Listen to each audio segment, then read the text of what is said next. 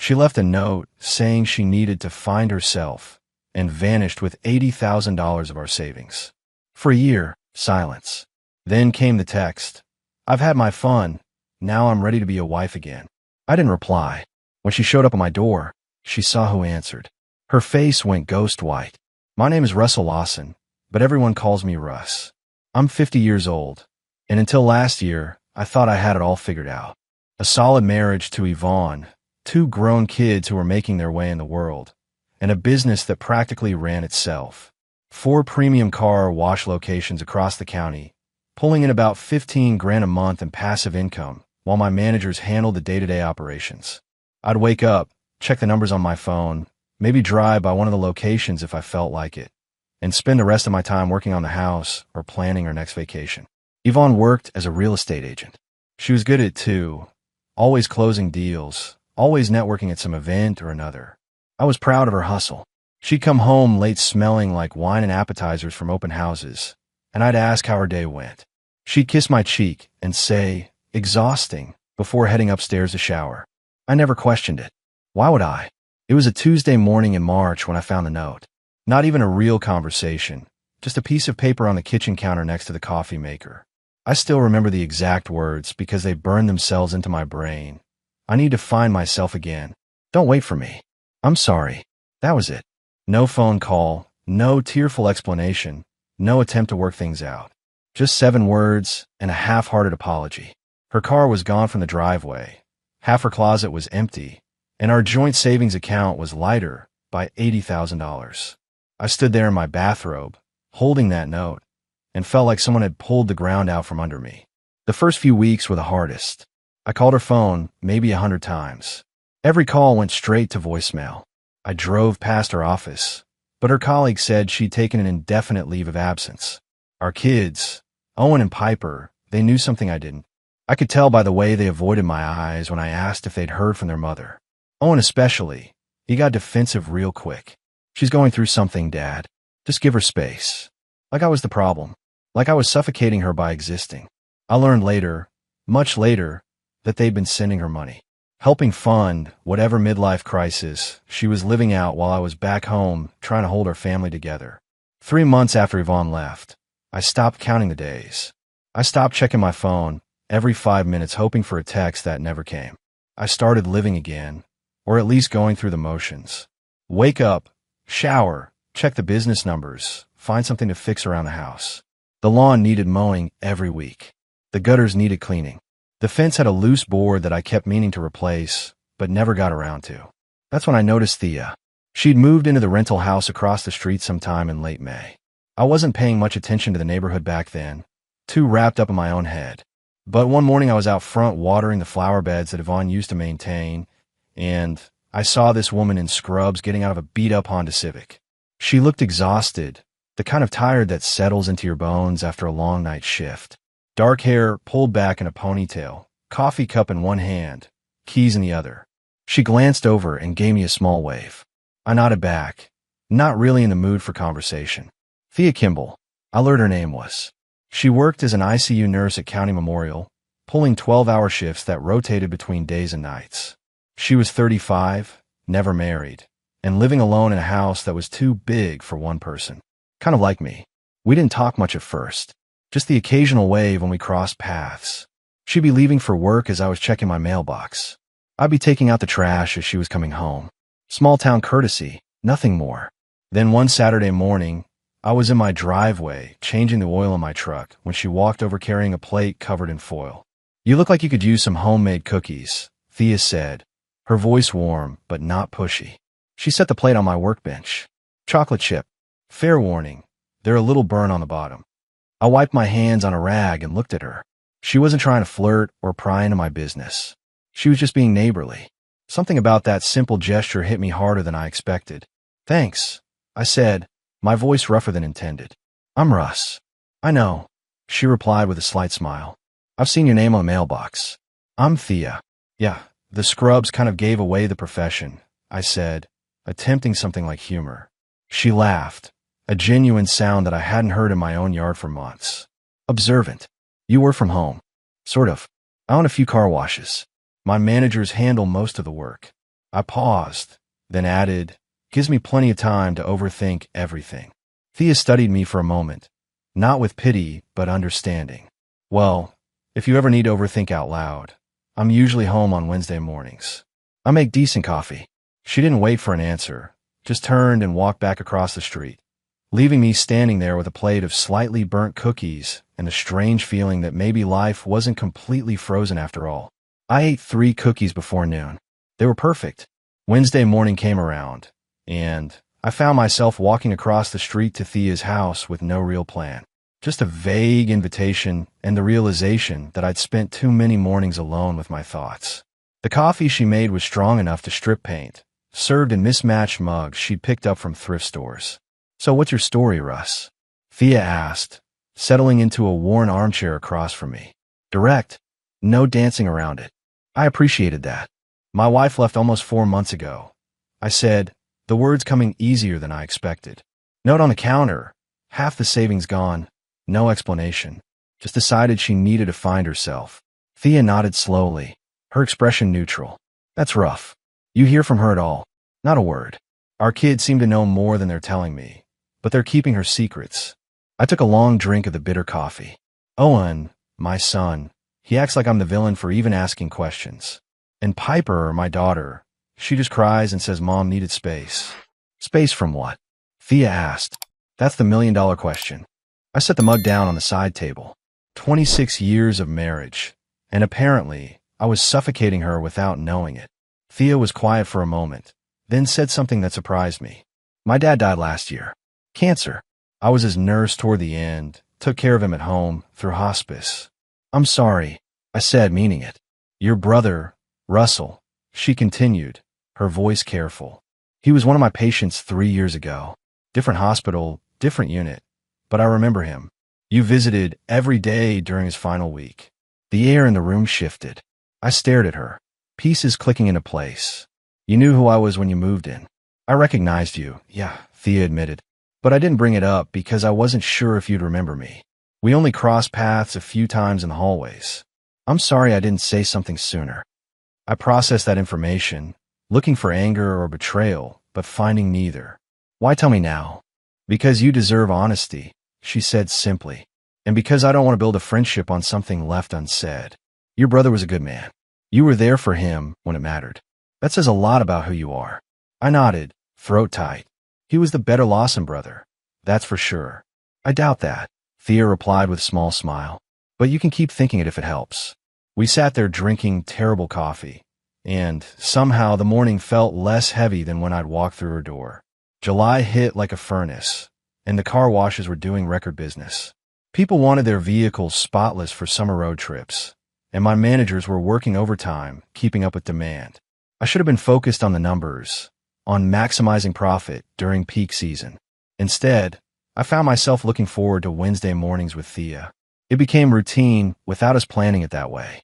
She'd work her night shifts Tuesday into Wednesday, get home around 7 in the morning, sleep until noon, and then I'd show up with pastries from the bakery downtown. We'd sit on her back porch, talk about everything and nothing.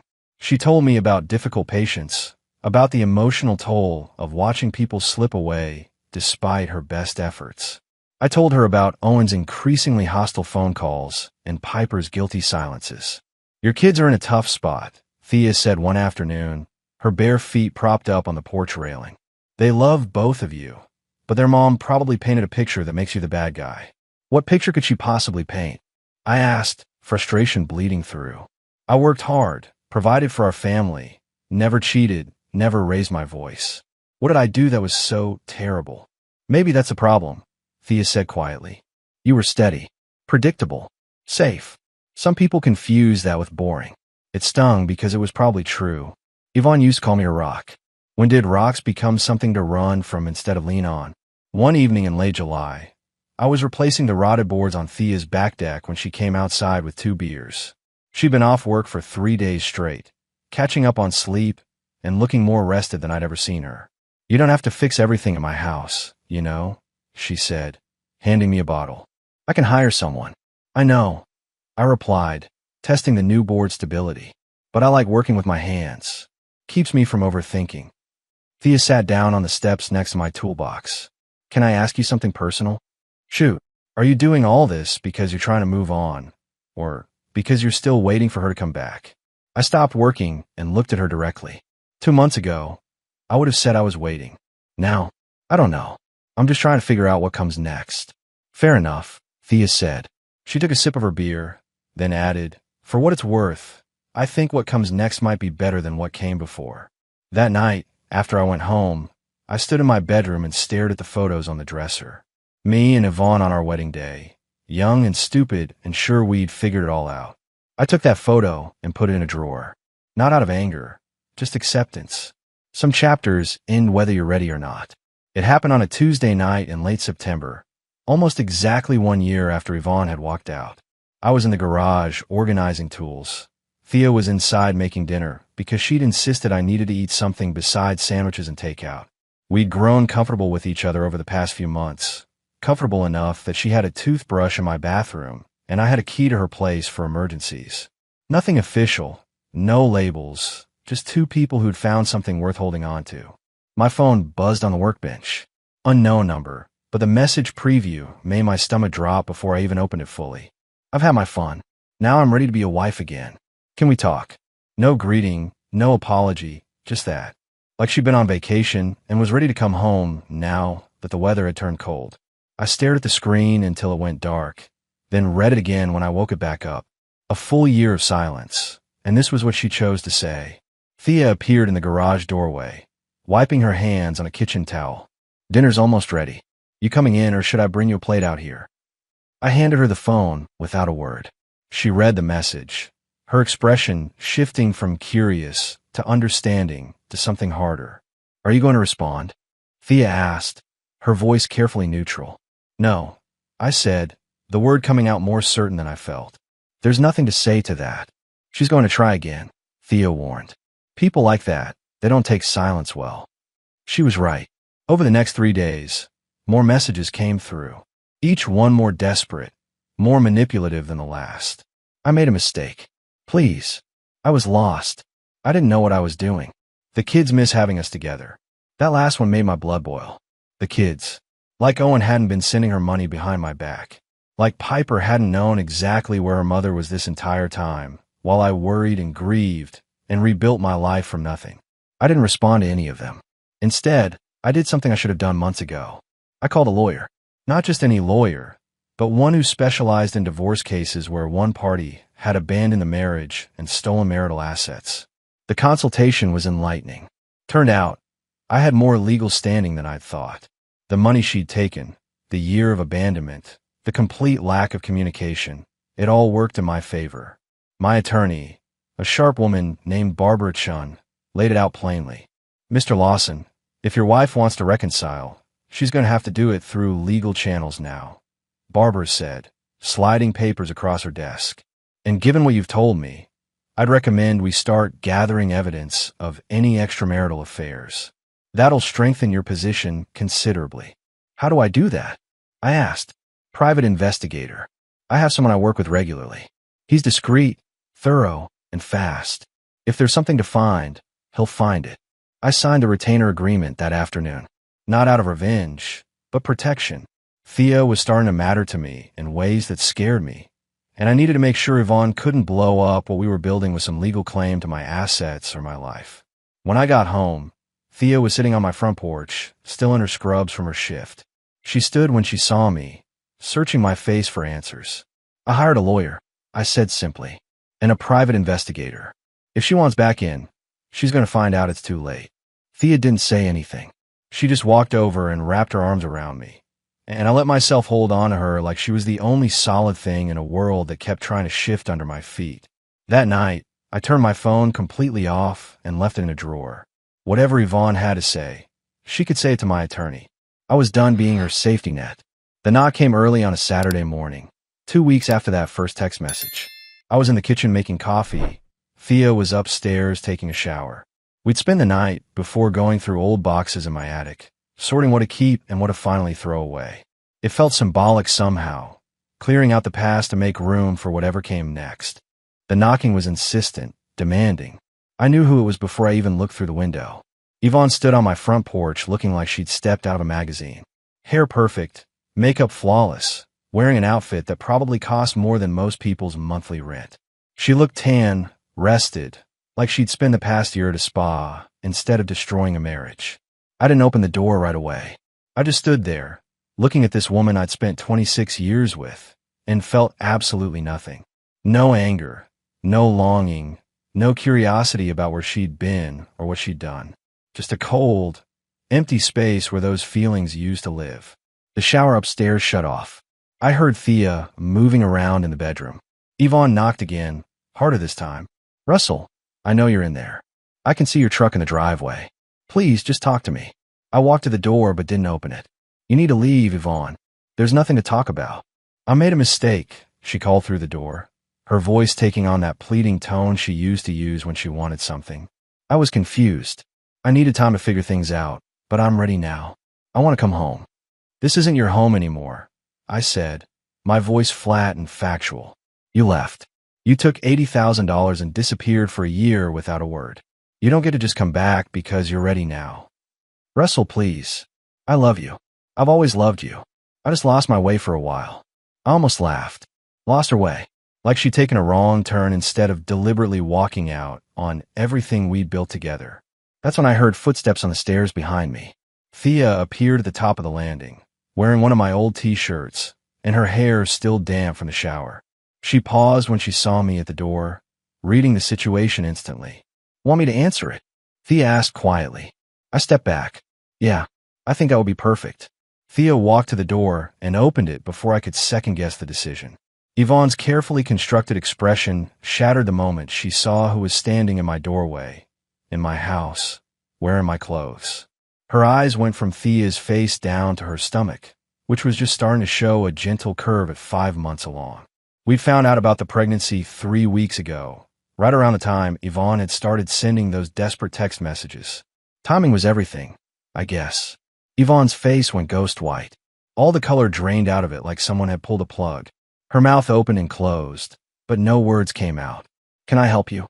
Thea asked, her voice polite but firm. Not hostile, not smug, just present and unshakable. "Who are you?" Yvonne finally managed, her voice barely above a whisper. "I'm Thea," she replied simply. "And you need to leave. Russell made it clear he doesn't want to talk to you." Yvonne looked past Thea, trying to make eye contact with me, but I'd already turned away. I walked into the kitchen and poured myself a cup of coffee, listening as Thea calmly closed the door and locked it. Through the window, I watched Yvonne stand on the porch for a long moment, her perfect composure completely demolished. Then she turned and walked back to her car, her steps unsteady, like she couldn't quite believe what had just happened. Thea came into the kitchen and stood beside me. "You okay?" "Yeah," I said, surprised to find it was true. "I really am." Owen showed up 2 days after Yvonne's failed visit, and he didn't come alone. His wife, Melissa, was with him, and I could tell from the set of her jaw that she was the one pulling the strings. They found me in the driveway washing one of my personal vehicles, something I did on Sunday mornings to clear my head. "We need to talk, Dad," Owen said, his voice tight with barely controlled anger. He was 27, but acting like a teenager defending his mother's honor. I turned off the hose and faced them. "About what?" "About you replacing Mom like she never existed." Owen shot back. "About you moving some stranger into her house and getting her pregnant. What the hell are you thinking?" "First of all, this is my house," I said, keeping my voice level but firm. "Your mother walked out on it over a year ago. Second, Thea's not a stranger, and she's not replacing anyone. She's building something new with me, something your mother chose to destroy."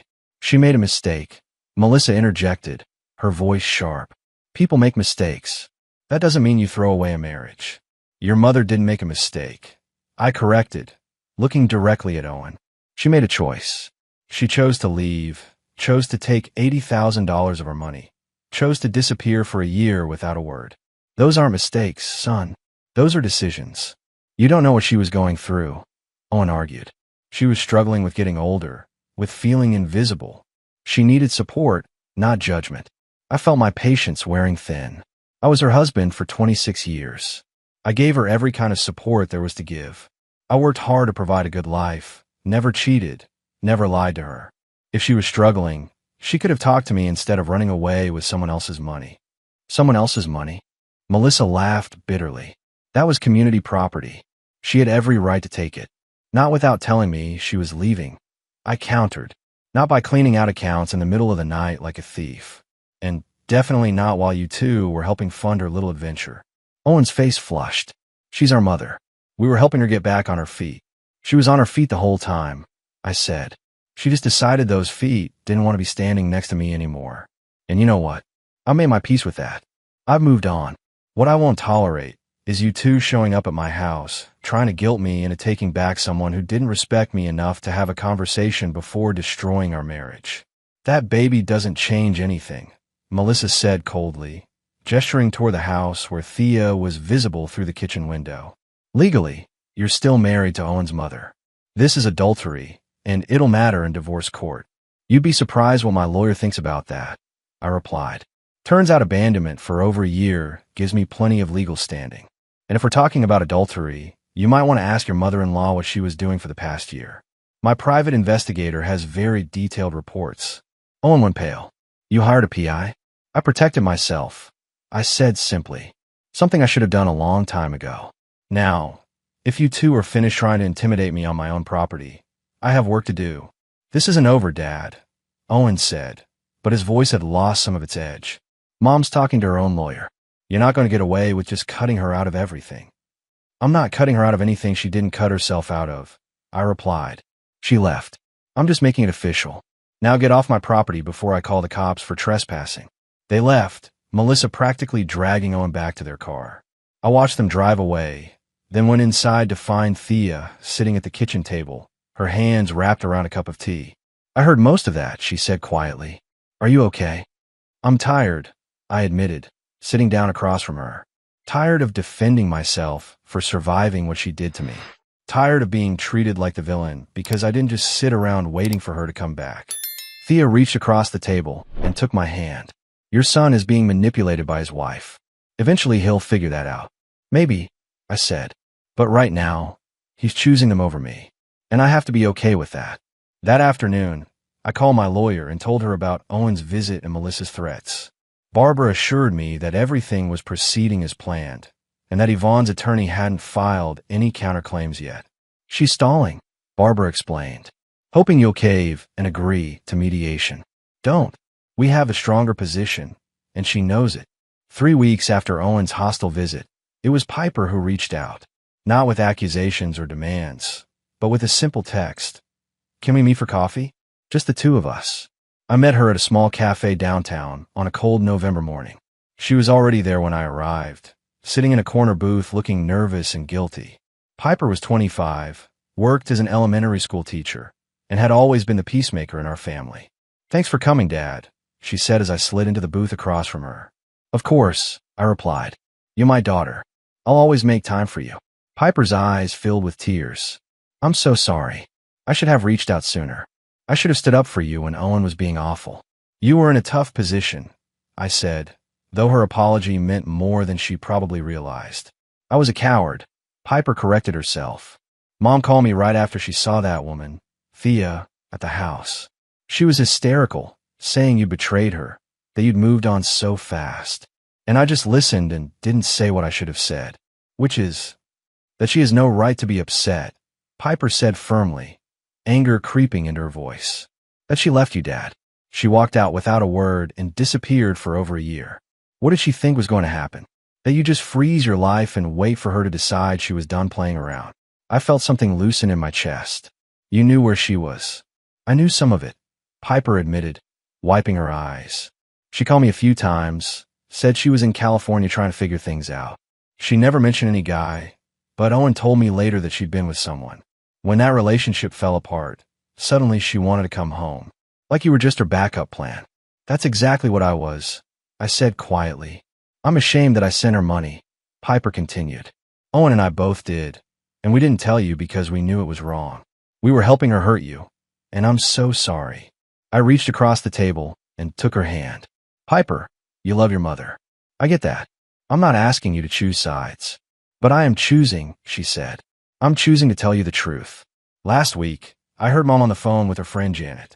She was laughing about you, Dad, calling you predictable and boring. She said you were a reliable paycheck, but that she needed excitement, needed to feel young again.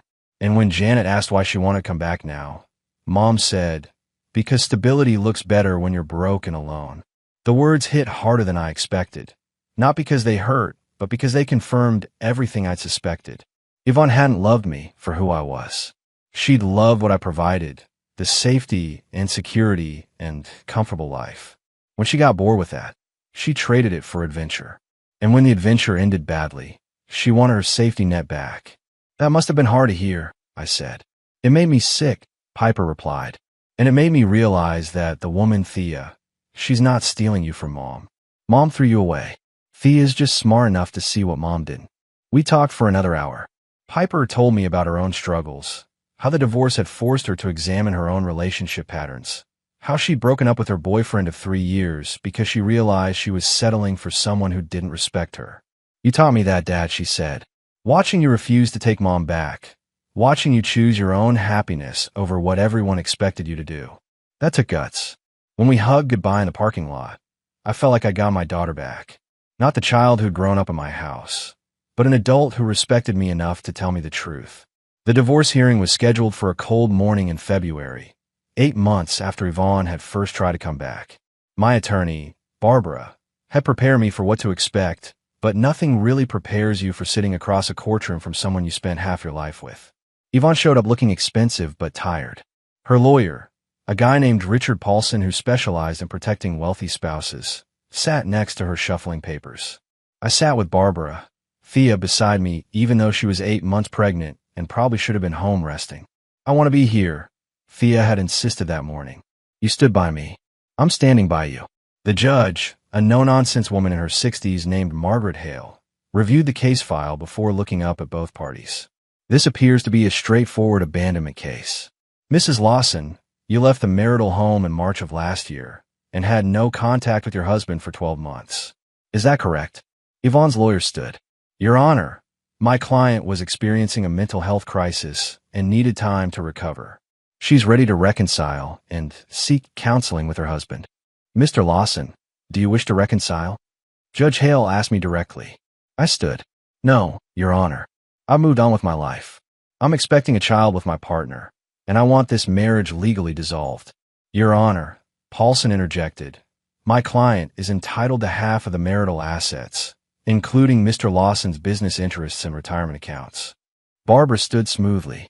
Your Honor, we have evidence that Mrs. Lawson withdrew $80,000 from joint accounts without Mr. Lawson's knowledge or consent before abandoning the marriage.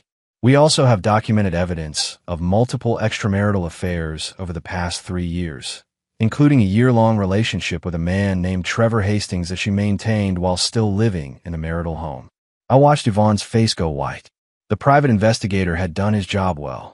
Trevor wasn't just some random guy. He was a real estate investor she'd been seeing at work conferences for years before she finally left me for him. These affairs are documented. Judge Hale asked. Extensively, Your Honor, Barbara replied, handing over a thick folder. Hotel receipts, text messages recovered from cloud storage, witness statements from colleagues who were aware of the relationship. The judge reviewed the documents in silence. Yvonne's lawyer tried to object, but Judge Hale held up a hand. Mrs. Lawson, is this information accurate? Yvonne looked at her lawyer, then at me, then down at her hands. I made mistakes. These aren't mistakes, Mrs. Lawson. These are deliberate choices made over an extended period. Judge Hale closed the folder. I'm granting the divorce on grounds of abandonment and adultery. Mr. Lawson, you'll retain full ownership of your business assets and primary residence. Mrs. Lawson, you'll receive 15% of the marital assets accumulated during the marriage, minus the $80,000 you withdrew without consent. All retirement accounts remain with Mr. Lawson, as he was the primary contributor. Your Honor, that's not fair, Paulson protested. Fair would be your client returning the money she stole and apologizing for wasting this court's time. Judge Hale replied sharply. This divorce is granted. We're done here. Walking out of that courtroom with Thea's hand in mine felt like stepping out of a cage I've been trapped in for years. Yvonne tried to catch my eye in the hallway, but I kept walking. There was nothing left to say to her. How do you feel? Thea asked when we got to the parking lot. Free. I said simply. For the first time in over a year, I feel completely free. That afternoon, I called my lawyer and had her draft a new will. Everything went to Thea and our daughter. Owen would get nothing unless he came around, and even then, it would be a trust fund for any future grandchildren, not direct access to my assets. Piper would receive a substantial inheritance because she'd chosen honesty and family over blind loyalty. It wasn't about punishment. It was about protecting what mattered and rewarding those who'd stood by me when it counted. Our daughter, Emma Grace Lawson, was born on a Tuesday morning in late March. 7 pounds, 3 ounces, with a full head of dark hair and her mother's eyes. I held her in the hospital room while Thea slept, exhausted from labor, and felt something click into place in my chest. This was what family was supposed to feel like.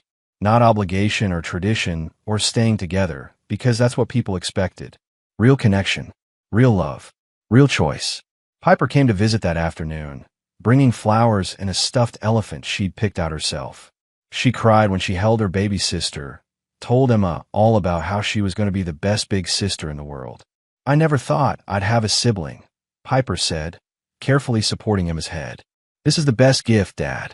You're going to be an amazing sister, I told her. Emma's lucky to have you. Owen didn't come, didn't call, didn't even send a text. Melissa had posted something on social media about family betrayal that Piper showed me, but I didn't let it bother me. Owen would either figure out eventually, or he wouldn't. I couldn't control that. What I could control was being present for the family I'd chosen, and who'd chosen me back. We brought Emma home to a house filled with warmth and light. Thea had painted the nursery a soft yellow, and neighbors had thrown us a small shower with practical gifts like diapers and baby clothes. The community had embraced us, and it felt right. 10 months after the divorce was finalized, I ran into Yvonne at a grocery store. She was alone, pushing a cart with a few basic items in it. She looked older, smaller somehow, like life had taken something essential from her. "Russell," she said, stopping when she saw me with Emma and the carrier strapped to my chest. "Yvonne," I replied neutrally. "She's beautiful," Yvonne said, her voice catching. "Your daughter." "Thank you. I heard you and Thea got married last month." "Congratulations." "We did." I kept it simple, just immediate family and close friends, a small ceremony in our backyard. Piper had been Thea's maid of honor. Yvonne stood there like she wanted to say more, but I didn't give her the opening. Emma started fussing, and I adjusted her carrier. "I need to get going," I said. "Take care of yourself, Yvonne." I walked away without looking back. There was no anger anymore, no bitterness, just indifference. She was someone I used to know, and that was all she'd ever be again. That evening, I sat on the back porch with Thea while Emma slept in her bassinet between us. The car wash business was doing better than ever. I promoted 2 of my best managers to partner positions, giving them ownership stakes that motivated them to excel. It meant more passive income and less stress for me. "What are you thinking about?" Thea asked, her hand resting on mine. "How everything had to fall apart so it could come together right," I said. "If Yvonne hadn't left, I never would have found you. Never would have Emma. Never would have realized I was settling for being someone's reliable option instead of someone's first choice." "You're my first choice," Thea said firmly. "Every single day. And you're mine," I replied. Emma made a small sound in her sleep, and we both smiled. This was it. This was the life I was supposed to have. Not the one I'd planned or expected, but the one I'd fought for and earned and chosen with clear eyes and an open heart. Sometimes the best thing that can happen to you is the worst thing, because it forces you to rebuild into something stronger than you were before.